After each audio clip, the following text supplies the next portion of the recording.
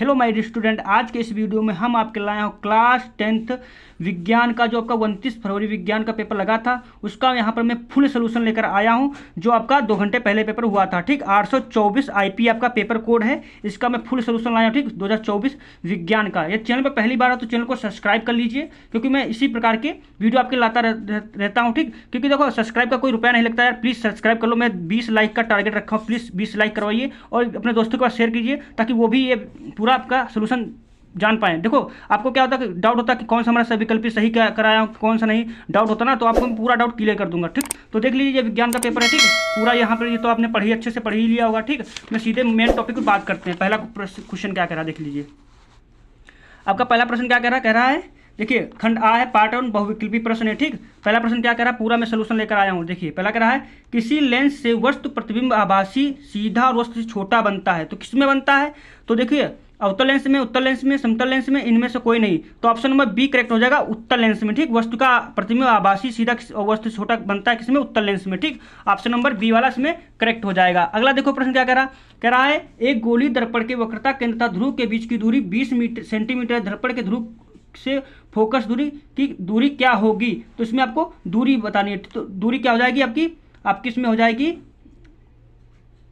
10 centimetre, option number 10 centimetre हो जाएगा, ठीक। ऑप्शन नंबर बी इसमें करेक्ट हो जाएगा, ठीक। अगला देखो प्रश्न क्या हुआ इसमें, देखिए प्रकाश के किस घटना के कारण आकाश नीला दिखाई देता है, तो किसके कारण दिखाई देता है, परावर्तन के कारण, अपवर्तन के कारण, विक्षेपण के कारण, प्रकीर्णन के कारण, ठीक। तो प्रकीर्णन के कारण क्या होता है, प्रकाश का आकाश का नीला दिखाई देता है, ठीक।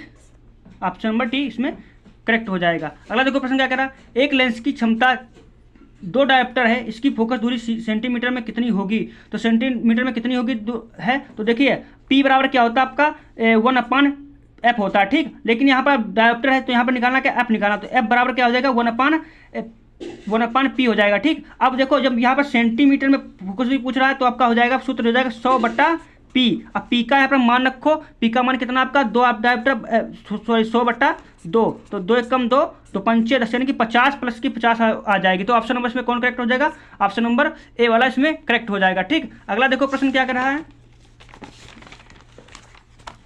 अगला प्रश्न क्या है देख लीजिए, 5वां, फ्यूज तार को निम्नलिखित घरेलू विद्युत वितरण के लिए किस तार श्रेणी क्रम में जोड़ा जाता है, भू संपर्क तार में, उदासीन तार, ठीक, जीवित तार, या इनमें से कोई नहीं। तो फ्यूज तार के लिए किसमें घरेलू वितरण के लिए किसका यूज किया था, ऑप्शन नंबर सी करेक्ट हो जाएगा, जीवित तार, ठीक। अगला देखो प्रश्न क्या कह रहा, यदि शक्ति, कार्य तथा समय के मात्रक क्रमशः x1, x2, x3 से प्रदर्शित किया जाए तो निम्नलिखित में कौन सा संबंध सही होगा। देखो शक्ति बराबर आपका फार्मूला होता है W/T होता है, ठीक। अब P मान लो क्रमशः दिया ना, शक्ति x1 है और x2 क्या कार्य x2 है और समय x3 है, तो P की जगह पर x1 रख दो बराबर W यानी कि कार्य है x2/x3, ठीक। अब यहाँ पर निकाल लो तो x1 x3 बराबर x2 हो जाएगा ना, हो जाएगा भाई, तिरछी गुणा करोगे इसका ऐसे मान के तो x1 x3 हो जाएगा, तो x1 x3 बराबर x2 यानी कि ऑप्शन नंबर इसमें बी वाला आपका करेक्ट हो जाएगा, x1 x3 x2, ठीक। अगला देखो प्रश्न क्या कह रहा है, एक चालक में 10 एम्पियर की धारा प्रवाहित होती है, इसकी संगत 2 सेकंड में प्रवाहित होने वाले आवेश की मात्रा कितनी होगी, तो देखिए इसको कैसे लगाएंगे, देखो आपका होता है एम्पियर बराबर यानी कि आपका क्यू बराबर होता है IT होता है, ठीक। तो क्यू आपको कूलाम निकालना, आवेश निकालना है, तो क्यू यानी कि 10 × 2, 10 दूनी 20 यानी कि 20 आपका हो जाएगा, ऑप्शन नंबर सी वाला करेक्ट हो जाएगा, 20 कूलाम, ठीक। अगला देखो प्रश्न, इसके बाद आपका ये देखो अब आ गया आपका, ये आ गया उपभाग 2, ठीक। प्लास्टर ऑफ पेरिस का सूत्र है, देखो प्लास्टर ऑफ पेरिस का सूत्र है CSO4 CSO4 CSO4 H2O CSO4 5H2O, तो ऑप्शन नंबर से कौन करेक्ट होगा, तो ऑप्शन नंबर आपका ए वाला करेक्ट होगा, CSO4 H2O, ठीक। ये तो आपका जिप्सम का हो जाएगा, किसका है, जिप्सम का, ठीक। तो ऑप्शन नंबर ये वाला आपका ए वाला सही होगा, ठीक। अगला देखो प्रश्न क्या कह रहा है, पीएच मान 8.5 विलेन है तो कैसा होगा, क्षारीय होगा, अम्लीय होगा, उदासीन होगा, इनमें से कोई नहीं। तो देखिए पीएच 8.5 का विलेन मान होता है क्षारीय होता है, ऑप्शन नंबर ए वाला करेक्ट होगा। देखो 7 से नीचे अम्लीय हो जाएगा और 7 से ऊपर क्या होगा, क्षारीय होगा, ठीक। अगला देखो प्रश्न क्या है, पूरा मैं सोल्यूशन लाया तो वीडियो को अंदर तक जरूर बनाए, अपने दोस्तों का शेयर कर लो ताकि वो भी अपनी कन्फ्यूजन दूर कर सके, ठीक हो। अगला है 10वां, देखो CH3 CHO का आईपीएससी नाम है butanol, 2 methyl propanol, 2 methyl propanol. तो इसमें क्या आपका देखो CHO समूह लगा है, तो यानी कि नल होगा, नल तो होगा, ठीक। तो ये तो मान लो है ही नहीं, ठीक, ये भी नहीं है। इनमें से कौन होगा, देखो ये किसी पर लगा, 1 2 यानी 2 पर लगा, 2 पर क्या लगा, मेथिल लगी, मेथिल लगी, ठीक, मेथिल लगी है। और एथ में तो प्रोप यानी कि 2 methyl propanal. Option number C वाला इसमें आपका करेक्ट हो जाएगा। अगला देखो प्रश्न क्या कह रहा है, बाह्यतम कोश में 7 इलेक्ट्रॉनों वाला तत्व है। देखो ना धातु में, ना उपधातु में बाहरी, ना निष्क्रिय में, ठीक। तो देखो जो 7 इलेक्ट्रॉनों वाला तत्व है ऑप्शन नंबर आधातु हो जाएगा। क्या आधातुओं में बाहर बाह्यतम कोश में इलेक्ट्रॉन 7 पाए जाते हैं, ठीक। तो ये आपका 11वां क्वेश्चन हो गया। अगला देखो प्रश्न क्या है, पूरा मैं सोल्यूशन लाया, उसका अच्छे से आपको अंत तक देखना। देखो कैल्शियम नाइट्रेट का रासायनिक सूत्र है, तो ये कंफ्यूजन आ रहा है, तो इसमें कौन सही है, तो बता दो कैल्शियम नाइट्रेट यानी कि 3 होगा, तो 3 तो होगा। देखो बी वाला ऑप्शन में करेक्ट होगा, CaNO3 का होल ट्वाइज, ठीक। तो ऑप्शन नंबर इसमें बी वाला करेक्ट हो जाएगा। देखो निम्नलिखित में से असंतृप्त हाइड्रोकार्बन है C2H2, असंतृप्त जानते हो, जो आपका बॉन्ड देखो कार्बन है 4 बॉन्ड बनाती है, तो इसका देख लीजिए C, ये C हो गया। अब H एक इसमें जोड़ दिया, एक इधर H जोड़ दिया। अब यहाँ पर देखो क्या है हमारा, देखो 2 ही H है, 2 ही C है, तो हमने कर दिया। अब देखो यहाँ पर भाई 4 कार्बन को 4 चाहिए, तो बन नहीं रहा, तो देखो तो क्या करेंगे 1 2 3, यानी कि देखो अब जब इधर भी कार्बन के 4 बन गए, देखो 1 2 3 4 डंडे, इधर भी 4 बन गए, तो यानी कि ये वाला ऑप्शन नंबर ए होगा असंतृप्त हाइड्रोकार्बन। इसमें देखो बन जाता C का 4 कर दो, 4 बॉन्ड आपको मिल जाएंगे इसमें, देखो है मिल गया। तो ऑप्शन नंबर ये नहीं होगा, ऑप्शन नंबर ए वाला होगा C2H2, ठीक। अगला देखो प्रश्न क्या कह रहा है, अगला देखो आ गया उपभाग 3 में क्या, रक्तदाब का नापा जाता है। रक्तदाब किस पे नापा जाता है, स्पाइगोमेनोमीटर द्वारा, स्टेथोस्कोप द्वारा, माइक्रोस्कोप द्वारा, माइक्रोमीटर द्वारा। तो किसके द्वारा नापा जाता है, तो स्पाइगोमेनोमीटर द्वारा, ठीक। ऑप्शन नंबर इसमें ए वाला करेक्ट हो जाएगा, ठीक। तो 14 हमने करवा दिया। अगला देखो, तो चैनल को सब्सक्राइब करो, एक लाइक कर बनता, लाइक तो जरूर कर दो, अपने दोस्तों के पास जरूर शेयर करना, ठीक। निम्नलिखित में से कौन सा पादप हार्मोन है, तो थायरक्सिन है, इंसुलिन है, साइटोकाइनिन है, एस्ट्रोजन। तो देखो थायरक्सिन, इंसुलिन, एस्ट्रोजन तो मनुष्य में पाया जाता है। साइटोकाइनिन क्या है, हर पादप हार्मोन कौन है, पादप मतलब पौधों वाले में कौन पाया जाता है, साइटोकाइनिन पाया जाता है, ठीक।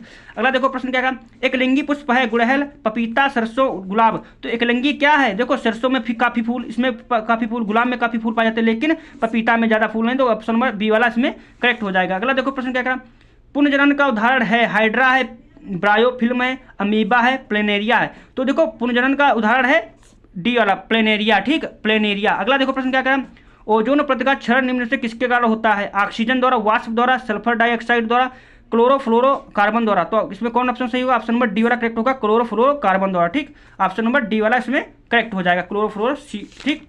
अगला देखो प्रश्न क्या कह रहा है, पूरा में सोल्यूशन लाया, अंत तक जरूर बने रहे, ठीक। अगला देखो क्या है, अगला है प्राकृतिक पारतंत्र है, गमले हैं, जल जीवशाला है, खेत है, वन है। तो प्राकृतिक पारतंत्र है D, option number D, one क्या है, वन। अगला देखो प्रश्न क्या कह रहा है, लास्ट देखो अंतिम प्रश्न क्या कह रहा है, आहार श्रृंखला में उत्पादक होते हैं चूहा, बिल्ली, खरगोश, हरे पौधे एवं नीले हरित शैवाल। तो क्या होता है, ऑप्शन नंबर डी वाला करेक्ट हो जाएगा, क्या होगा, हरे पौधे एवं नीले हरित क्या होते हैं, आहार श्रृंखला के क्या होते हैं, उत्पादक होते हैं, ठीक। देखो हमने विकल्पी 20 कंप्लीट करा दिया। इसके बाद देखो पार्ट बा है, वर्णात्मक प्रश्न है, ठीक। इसमें देखो आप ज़्यादा पेपर टफ नहीं आया था, लेकिन थोड़ा ज़्यादा नहीं टफ था, ठीक। अच्छे से आपका किया होगा ना, तो देखो ये तो आप अपने विकल्पीय वाले तो आप अच्छे से कर ही लियोगे, ठीक। ये सब अच्छे होंगे। जल तथा कांच में प्राकृतिक, ये देखो आपका दिया मीटर सेंटीमीटर, ठीक। आप पूर्णांक गणना एन ज्ञात करना था इसमें, ठीक। एन ज्ञात, वायु पानी के सापेक्ष कांच तथा वायु के सापेक्ष कांच बताना, फुल सोल्यूशन में इसका दे दूंगा। बहुत अच्छा पेपर, ज़्यादा टफ नहीं पेपर था, ठीक। और देखिए किसी चालक का प्रतिरोध किन बातों पर निर्भर करता है, देखो किस पर निर्भर करता है, तो वह है आपका आर वाला नहीं, V/I, इन बातों पर किस पर निर्भर करता है, जो आपको दोगुनी गिर जाए, जो तारा लगा है पदार्थ कितना अच्छा आधी हो जाए तो क्या हो जाएगा 1.2।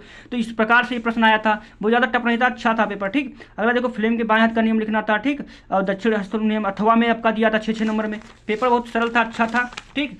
और पूरा मैंने देखो यहाँ पर कर दिया, ठीक। एथेनॉल तो रासायनिक गुण बताइए, ठीक। एसिटिक अम्ल बताना था, द्वि अपघटन अपक्रिया, उदासीनीकरण अपक्रिया। आपको मैं पेपर पूरा दिखा देता हूँ। देखिए कितना नंबर 6 नंबर में कितना अच्छा पेपर आ गया, प्रश्न आ गया। देखो निम्न संक्षिप्त टिप्पणी लिखना, पीएच मान पर लिखना था, ऑक्सीकरण अपक्रिया, दहन प्रक्रिया पर लिखना था। अथवा में ये नहीं कि तो ये कर लो, ब्लीचिंग पाउडर का जल संशोधन उपयोग किया है, प्लास्टर ऑफ पेरिस जिससे प्राप्त करने का रासायनिक सूत्र लिखिए। देखो संक्षारण को उदाहरण दोगे समझे, कितना 2 नंबर का आ गया, ठीक। ये तो मैंने पढ़ाया था संक्षारण वाला, ये भी हमने बताया था, ये भी बताया था, सब बताया था, अच्छा आया था पेपर, ठीक। इसके बाद देखिए ये ओजोन क्या है, ये देखो आ गया था खाक श्रृंखला, ये तो अच्छे से आपने कर ही लिया होगा।